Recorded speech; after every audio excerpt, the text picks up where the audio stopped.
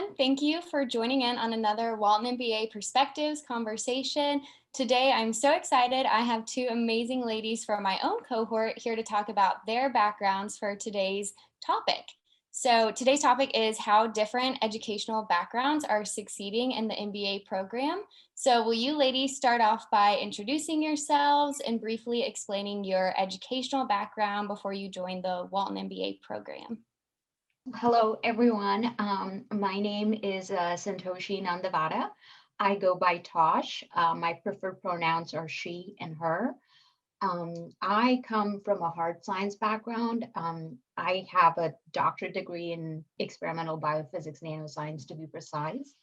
And I have my undergrad in math, physics, and computer science from India. And I got my PhD from University of Arkansas. And prior to joining this amazing cohort of MBA 2022, I was working as an assistant professor of physics, where I met some amazing students, had a great time teaching physics to science and engineering majors. Hi, I am Madeline Corbell. Similar to Tosh, I also came from a different background from the more traditional approach before joining an MBA program. I was a psychology major in undergraduate. That's what I finally settled on after exploring architecture and biochemistry. And after graduating with my degree in psychology, I actually moved to France for a year and a half. And here I kind of became more interested in how human behavior and different cultures impact consumer patterns. And so upon returning to the United States, I decided to pursue my MBA. And of course, went to the University of Arkansas for undergraduate. I'm from Fayetteville originally, so it was an obvious choice. It's just such a great program, and I'm so glad to be a part of it. That's awesome, ladies. So Tosh, considering you have a PhD in physics, what inspired you to pursue a new degree and why did you choose business?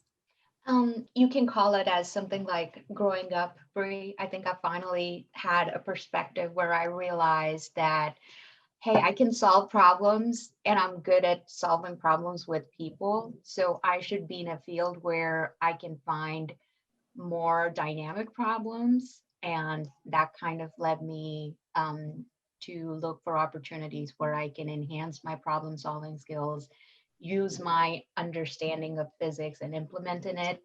Like when I was in undergrad, I was always think business is like very hard and complicated, and science kind of made sense to me. But growing up, I realized that every field is complicated, and you can transfer skills from one field to another field. And always wanted to do an MBA. It just took me some time to come around to that realization that and now seems like a good time. So I'm here. Yeah, absolutely. That's so incredible. And that takes a lot of self-awareness. So that's amazing. I'm glad you're here. Madeline, what were your expectations coming into the MBA program and what has been the most surprising aspect so far?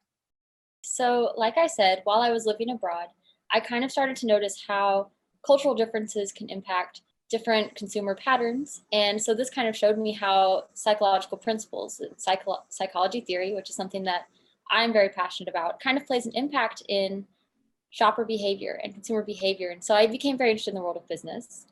And I also kind of came into this thinking that I was going to pursue maybe a marketing track. That has a very obvious tie to psychology, and I really thought that was where my interest lay. However, upon beginning the program, I actually became very interested in finance, and that was a huge surprise to me. And as a result of Dr. Yondik's course and his passion for teaching, I have decided to pursue the finance track. And I actually will be accepting an internship position for a financial analytics position this spring. That's so awesome, Madeline, and congratulations. That's awesome to hear. Tosh, can you tell us a little bit about how you've had to adapt your learning process to better understand and prepare for business classes compared to how you studied and prepped for physics in your past areas of study? The biggest adjustment I needed to make was doing this in the pandemic. And, everybody's kind of, feeling that as like the burnout of doing like classes from home, going in when your rotation is. On top of that, I also had to adjust to being a parent of a 3-year-old, a very demanding 3-year-old during pandemic. So my biggest adjustment was just reviewing a class enough. And, my usual tendency is to I love learning. I think we all love learning. So we want to learn about all the classes that we like more and more. But setting hard limits and saying that I'm just going to do an hour of finance today, and I'm just going to do an hour of supply chain today.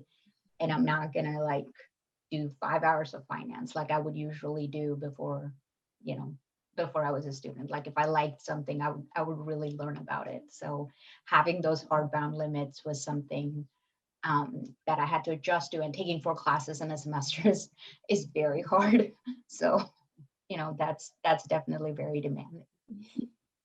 Yeah, absolutely. I can totally relate, just being out of school for 2 years working and then coming back. That alone is a challenge. And then adding on top motherhood and this pandemic, it's a lot. So that's awesome to hear about how you're adapting and making it work, especially those boundaries. That's really helpful. Madeline, in what ways have you been able to utilize your previous major of psychology to provide a unique perspective to classroom conversations? So there are many ties between psychology and modern marketing theory. Modern marketing theory and strategy actually came to be because of the work of a psychologist. And so in our marketing class especially, I've had a lot of interesting thoughts and different interesting connections. Social psychology is very applicable to this field. Another way that is maybe not quite as obvious immediately, but social psychology really comes into play in managerial environments and working in a team. And so being aware of some of these theories and kind of how people work and function in groups and how different biases can play a role, as well as just other factors like cognitive dissonance is one of my favorite psychology theories and really plays a lot into decision making.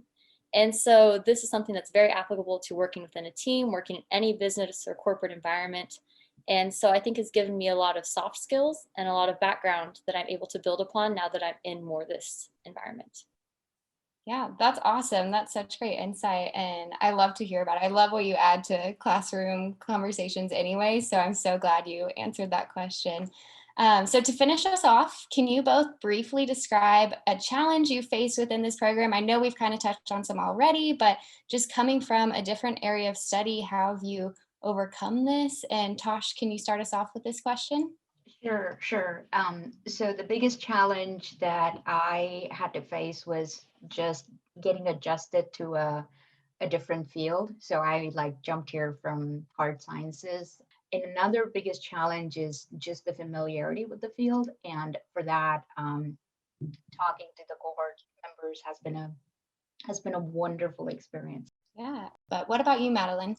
So similar to Tosh, I kind of was learning a new language. And so for me, I had to learn the language of Excel. And although I had done statistical analyses in my previous field of study, I was using a different software. And so learning how to use Excel and understand its functions and just, it is a language. And so it kind of reminded me of when I moved to France and I had to learn French. I showed up, I knew nothing, and I stumbled a lot, but just being immersed in it, working through it, and kind of having that practical application and being surrounded by it in every class pretty much, I think helped me to kind of power through. And I was able to rely on teachers and other students to get some help along the way. And so definitely, I would think learning the language of Excel was my biggest hurdle to jump over.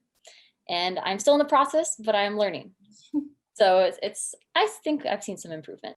Yeah, absolutely. Excel is a language all within itself. I think that is a great answer and some great feedback. So thank you both again for joining me on this call. I know your insight and experience will be so helpful for students without a business degree who are watching so they can better understand why they should pursue an MBA and how you ladies have been able to grow and adapt in this new challenge. So thank you.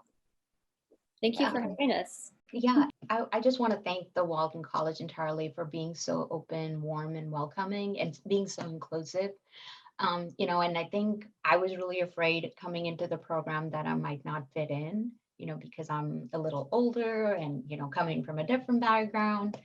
But, the reality is everyone is so welcoming. The atmosphere is so nice and everybody is very supportive that it's been a great experience so far.